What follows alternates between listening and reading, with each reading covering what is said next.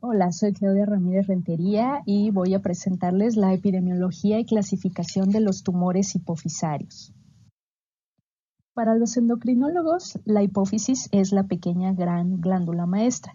Mide menos de 1 centímetro y pesa menos de 1 gramo. Tal vez ustedes se podrían preguntar si vale la pena dedicarse a un órgano del tamaño de un chícharo. Por supuesto que yo les voy a decir que sí, ya que a esto me dedico. Sin embargo, debo recordarles que esta glándula tiene bajo su control un montón de ejes hormonales, se comunica directamente con el sistema nervioso, nos ayuda a regular muchos procesos vitales y sobre todo adaptarnos a cambios normales y patológicos dependiendo de nuestra especie, género, edad y los retos evolutivos o ambientales que tenemos. ¿Ustedes sabían que a lo largo de su vida 1 de cada 5 personas tendrá un adenoma de hipófisis? Tal vez alguno de ustedes lo tenga o varios de ustedes lo tenga y aún no lo sabe o nunca lo va a saber. Esto es algo afortunado, porque se ha visto que en los estudios de autopsia por imagen es bastante frecuente que se encuentren estos tumores, pero es muy poco común que se presenten de manera agresiva. En muchos casos encontramos estos tumores de manera incidental y no nos causan en realidad ningún problema. La persona puede vivir a lo largo de su vida sin que esto le genere ningún problema. A estos los llamamos incidentalomas. Solamente 1 de cada 1000 de estos tumores van a ser clínicamente evidentes, es decir, nos van a dar alguna manifestación bioquímica o clínica, y solamente 1 en cada 1.000.000 de casos va a llegar a tener un comportamiento agresivo o francamente maligno. Debemos recordar también que los adenomas de hipófisis no son los únicos tumores que afectan a la glándula. También podemos tener una gran serie de neoplasias que pueden estar presentes en este lugar y que eso nos obliga a hacer un diagnóstico diferencial a los endocrinólogos y neurocirujanos, que son los que principalmente tratan estas patologías. Pero es importante que sepan que un 10% de los tumores intracraneales en los humanos son adenomas hipofisarios. Así es que en realidad son mucho más frecuentes y relevantes de lo que suponíamos todavía hace algunos años. El espectro de la enfermedad, como les comentaba, es bastante amplio. Llamamos microadenoma a aquellos tumores que miden menos de 1 centímetro y por lo tanto no afectan incluso a toda la glándula y dejan libre al nervio óptico, como vemos aquí, mientras que hay otros tumores que son mucho más grandes, a los que llamamos macroadenoma, que se salen de la silla turca y pueden llegar a ser tan grandes como este tumor que vemos aquí, al que llamamos macroadenoma invasor. Y es invasor porque está invadiendo al seno cavernoso y está invadiendo al resto del tejido cerebral. Sin embargo, el carcinoma les mencionaba que era muy raro y generalmente solo se puede diagnosticar cuando tenemos metástasis. Estas metástasis, la mayoría se presentan dentro del mismo sistema nervioso central. Aún teniendo una metástasis, estos tumores son bien diferenciados y no responden a la quimioterapia o radioterapia convencional. Nos ha llamado mucho la atención el saber por qué estos tumores no son como cualquier otro tumor que siguen el proceso habitual de célula normal a adenoma y luego a carcinoma, ya que esto podría darnos luz sobre el comportamiento de otras neoplasias. Hasta el momento, este comportamiento atípico de los adenomas de hipófisis ha generado que haya algunas controversias entre las diferentes clasificaciones que tenemos de ellos, ya que no es tan fácil poder decir este tumor se va a comportar bien, este tumor se va a comportar mal, como lo sería a lo mejor en cualquier otro tipo de cáncer. Las clasificaciones clínicas, que son las tradicionales, nos indican, y sobre todo para los endocrinólogos, esa es una máxima importante, el tener que corroborar bioquímicamente un diagnóstico antes de hacer un estudio de imagen. Esto se hace con un laboratorio, llamémoslo tradicional, ya que no todos los laboratorios hacen bien las hormonas y lamentablemente estas clasificaciones clínicas solamente nos permiten esperar a ver cómo se comporta el tumor, ya que no tenemos mayor información. Por otro lado, las clasificaciones moleculares nos han dado muchísima información nueva, sin embargo, pues no siempre están accesibles, sobre todo en hospitales que no son de tercer nivel, y algunas de las cosas que se han encontrado como hallazgo molecular en estas neoplasias todavía no tienen una traducción clínica o no son consistentes entre diferentes tipos de tumores. Entonces, hemos tenido discordancia también entre algunos de los marcadores que se consideran de uso común en estas neoplasias. El Ki-67 es un marcador de mitosis, es un estudio que se hace por inmunohistoquímica y que solamente se ve positivo, como lo vemos aquí de color café, en las células que se están replicando. Esto, a diferencia de lo que hacía una cuenta de mitosis en un estudio de hematoxilina y eosina, pues sí nos da una ventaja importante para saber si ese tumor está creciendo y si está creciendo rápidamente o no. De hecho, es un biomarcador que se utiliza para todas las neoplasias.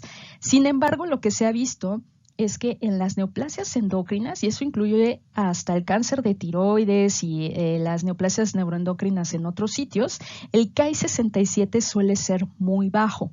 Adentro de la hipófisis, lo habitual es que no haya mitosis o que tengan entre 1 y 2% de las células replicándose. Entonces, que tengamos más del 3%, 10%, 20% es rarísimo.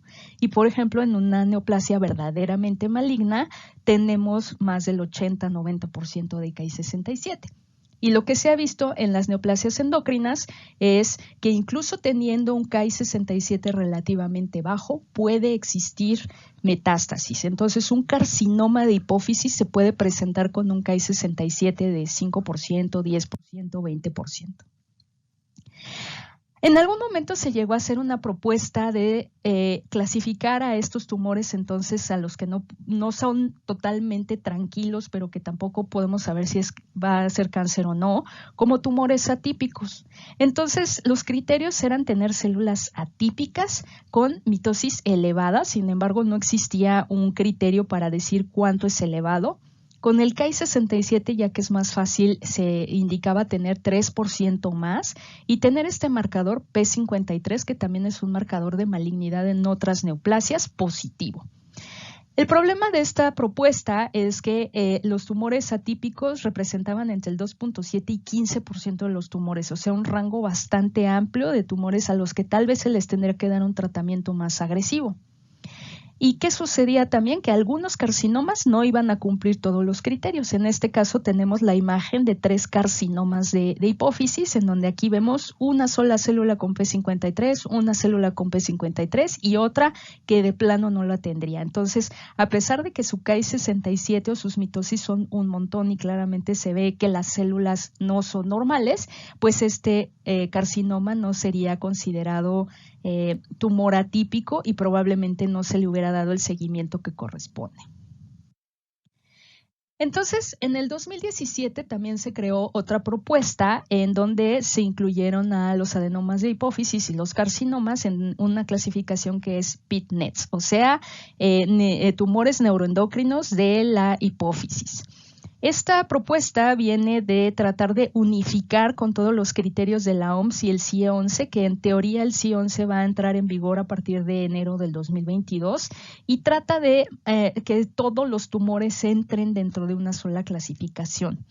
Evitar fallas en el registro, obtener recursos para investigación y acceso a tratamientos. Como les mencionaba, algunos de estos tumores pueden ser agresivos o invasores sin que necesariamente sean carcinomas y van a requerir quimioterapia o van a requerir radioterapia, pero no van a ser candidatos desde el punto de vista de los sistemas de salud porque no están clasificados como un cáncer. Entonces, el tener este grupo de neoplasias probablemente nos daría la oportunidad de acceder a esos recursos. Sin embargo, los mismos autores que están proponiendo esta clasificación indican que en este momento esta clasificación solamente es un cambio de nombre, pero que aún no tiene una repercusión en lo que vamos a hacer en la clínica. Y esto es algo importante porque ha habido mucho debate también con esta clasificación nueva. Por lo pronto, seguimos utilizando nosotros la clasificación clínica. ¿Qué significa eso? Bueno, pues que entonces nosotros vamos a tener que hacer una evaluación, sobre todo en los pacientes adultos es mucho más sencillo, de aquellos pacientes que tienen un tumor y que tienen literalmente cara de acromegalia, cara de Cushing, contra aquellos que no tienen estas características, pero que la clínica nos sugiere que tienen una producción hormonal, contra aquellos que son no funcionantes. La limitación de estas clasificaciones es que igual los no funcionantes o clínicamente no funcionantes representan casi la mitad de los tumores. Entonces, si el tumor produce cortisol, ACTH o hormona de crecimiento o prolactina, va a recibir un tratamiento totalmente distinto que aquellos tumores que son clínicamente no funcionantes. Por eso es que el diagnóstico bioquímico es relevante. Entonces, es importante que nosotros tengamos la historia completa del tumor en cuanto a fue un hallazgo incidental o el paciente se presentó porque tiene síntomas hormonales o porque el tumor le está comprimiendo el nervio óptico, le está dando cefalea. Porque muy raramente vamos a encontrar un caso clásico de libro de acromegalia, un caso clásico de Cushing. La mayor parte de ellos pueden presentarse con datos incipientes y no siempre vamos a tener muy clara cuál es la situación. Entonces, el hecho de que nosotros clasifiquemos a un paciente por clínica nos va a dar una orientación al respecto de qué guías vamos a seguir para su clasificación y para su diagnóstico, ya que cada uno de estos síndromes va a tener un orden específico de estudios y de pruebas dinámicas que tenemos que aplicar, un estándar específico de laboratorio también que nos garantice el diagnóstico que le vamos a dar al paciente y por lo tanto un tratamiento perfectamente individualizado y con el mayor nivel de evidencia hasta el momento. Entonces, por eso es que nunca nos saltamos ese orden para hacer las cosas. Sin embargo, las clasificaciones actuales, a pesar de que siguen siendo clínicas y dependen mucho de la evaluación y de la experiencia del endocrinólogo, ya están integrando la información biológica o la información básica que se está generando muy rápidamente en esta área de la investigación. Esto nos ha dado información, por ejemplo, sobre que genes como este de la menina o del AIP en realidad no están alterados con tan poca frecuencia como suponíamos que lo estaban, ya que antes pensábamos que solamente los pacientes que tenían neoplasia endocrina múltiple tipo 1 iban a tener alteraciones en este gen, pero ahora sabemos que también se presenta muy frecuentemente en algunas otras neoplasias como en los prolactinomas, o este gen de AIP que también se relaciona a acromegalia familiar se puede presentar también en casos esporádicos. Entonces, hemos estado avanzando mucho en el conocimiento de cada una de estas células y si ven aquí, por ejemplo, nosotros teníamos como clínicamente no funcionantes casi al 50% de los pacientes. Sin embargo, la clasificación molecular ahora nos permite saber que la mayor parte de estos tumores van a ser gonadotropos silentes, o sea, van a producir LH y FSH, aunque a lo mejor no nos den un síndrome, pero también vamos a tener tumores que son corticotropos silentes, somatotropos silente, o sea, todavía no nos daban un cuadro clínico, pero nosotros podemos clasificarlos bioquímicamente de una manera mucho mejor que con la clínica. Este estudio que se hizo en nuestro servicio, entonces tomó algunos tumores de hipófisis funcionantes y no funcionantes y algunas hipófisis sanas y de manera interesante lo que vemos es que en realidad estos tumores se están agrupando principalmente en tres grupos. Uno de ellos que son los de los gonadotropinomas y células nulas, otros que son los funcionantes de GH, TSH y prolactina y por otro lado totalmente diferente los que son el Cushing. Entonces, estos tres grupos también son independientes de una hipófisis sana, aunque hay algunos tumores que pueden estar en puntos intermedios. Podemos hacer una distinción clara del comportamiento de estos tumores y aunque a lo mejor clínicamente un prolactinoma y la acromegalia no se parecen tanto, el tratamiento o las vías metabólicas y de neoplasia que están activas parecería ser que sí. En conclusión, les diré que los adenomas de hipófisis no son tan raros como pensábamos y que puede ser que 1 de cada 5 de ustedes vaya a tener alguno en su vida, pero la mayor parte no van a requerir a un endocrinólogo o a un neurocirujano. Sus controversias son fuente de ciencia básica y clínica, por lo que seguimos investigando mucho al respecto en todas estas áreas. En octubre es el mes de generar conciencia sobre la hipófisis y me da mucho gusto haber podido tener esta presentación con ustedes. Gracias.